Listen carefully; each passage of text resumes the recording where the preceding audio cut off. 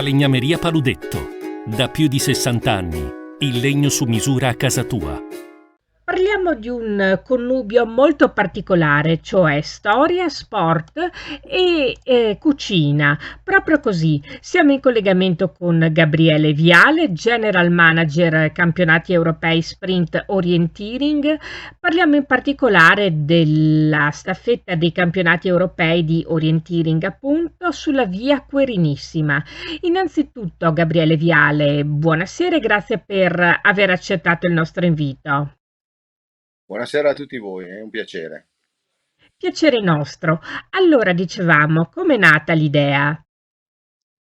Questa idea è nata dal fatto che comunque il Veneto e anche il Vicentino, dove si concluderanno le finali di Coppa del Mondo e dei campionati europei, ha come piatto tipico il baccalà e quindi abbiamo voluto abbinare, oltre al gesto sportivo già di per sé molto qualificante, anche le specificità del territorio in questa valorizzazione internazionale, quindi il baccalà rientrava di diritto, visto che è il nostro piatto tipico, e per cui abbiamo deciso di andare a riscoprire le origini del baccalà, visto che è nata un'associazione che ha il compito di valorizzare l'origine di questa ricetta, che è dovuta al Querini, in quanto naufragò nel 1432 a Rost, questa isoletta delle Lofoten a nord della Norvegia, e dopo 5 mesi rientrò a Venezia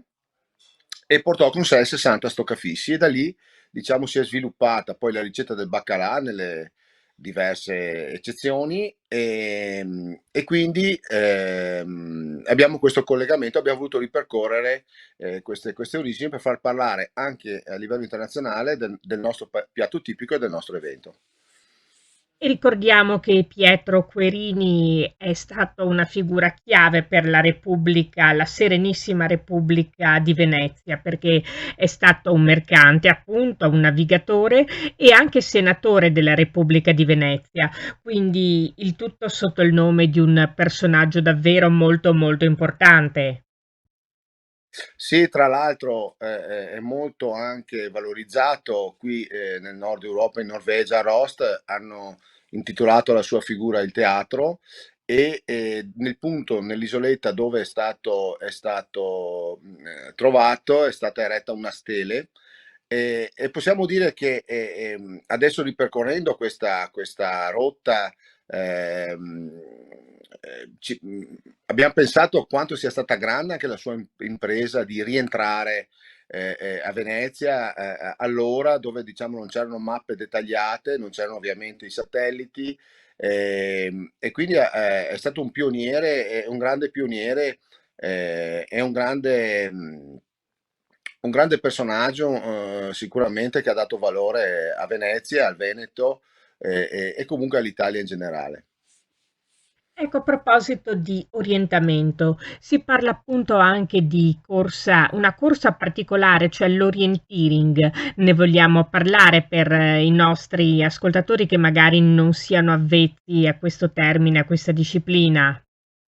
Sì, questo sport, che ha un'origine scandinava, diciamo così, come lo stoccafisso, è nato qui a fine 800, qui intendo tra Svezia e Norvegia, ed è una disciplina sportiva che consiste nel trovare una serie di punti di controllo nel minor tempo possibile attraverso una mappa topografica, e scegliendo la rotta più veloce per raggiungere il punto di controllo. Questo sport è diventato una disciplina agonistica da molti anni, insomma, da molti decenni, e a Vicenza, nel Veneto, scusate, dall'1 all'8 ottobre avremo appunto i campionati europei sprint, e le finali di Coppa del Mondo, sono abbinati anche alle finali di Coppa del Mondo. Questo campionato europeo sprint è la disciplina, diciamo, di corta distanza, si gareggia nei centri storici, quindi noi gareggeremo a Verona, Vicenza e Soave, faremo la presentazione a Venezia,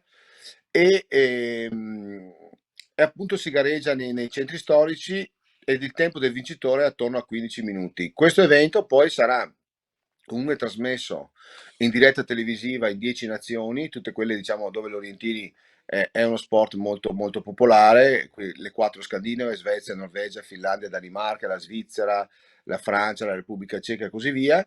E quindi sarà anche un evento molto mediatico, di grande impatto televisivo, quindi raggiungeremo circa 12 milioni di spettatori in Europa con la diretta televisiva, e quindi andremo a valorizzare comunque anche col gesto sportivo i nostri territori.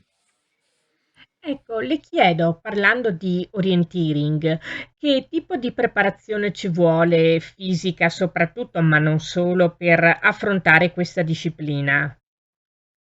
Guardi, a me piace sempre questo paragone.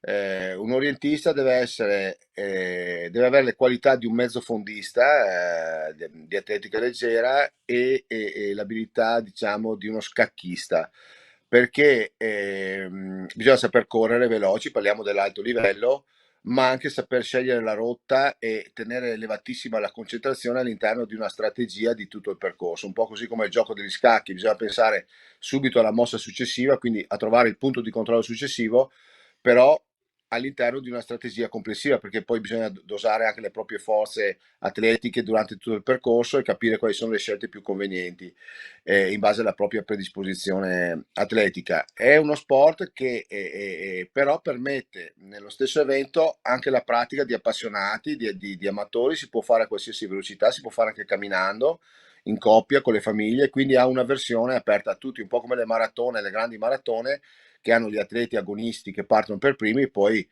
a seguire ci sono tutti gli appassionati che compiono il percorso in base alla loro capacità e preparazione. Insomma, ecco, questo è un altro punto di forza dello sport, oltre a praticarsi all'aria aperta.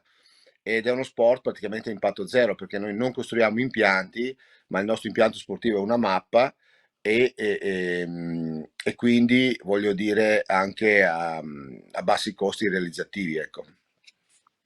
Tornando alla Via Quirinissima, la staffetta mi riferisco, culminerà a Venezia il 10 agosto. Culminerà come? Incontreremo il presidente del Consiglio regionale, il presidente Ciambetti, della Via Querenissima, perché è nata questa associazione ufficiale, che ha come soci le regioni e le istituzioni che da Aosta a Venezia sono state toccate dai Querini. Quindi è un'associazione molto importante. A lui consegneremo il gagliardetto ufficiale dell'Europeo, firmato dai sindaci e dalle varie istituzioni che abbiamo incontrato lungo il percorso. Ovviamente a Rost mi hanno consegnato ufficialmente anche del baccalà da consegnare al presidente, e quindi oltre al gagliardetto porteremo dello stoccafisso originale, proprio per marcare questo legame a Rost Venezia. Chiarissimo, tutto davvero molto interessante e per avercene parlato ringraziamo di cuore Gabriele Viale, General Manager dei campionati europei Sprint Orienteering, per essere stato con noi. Grazie a voi, è stato un piacere.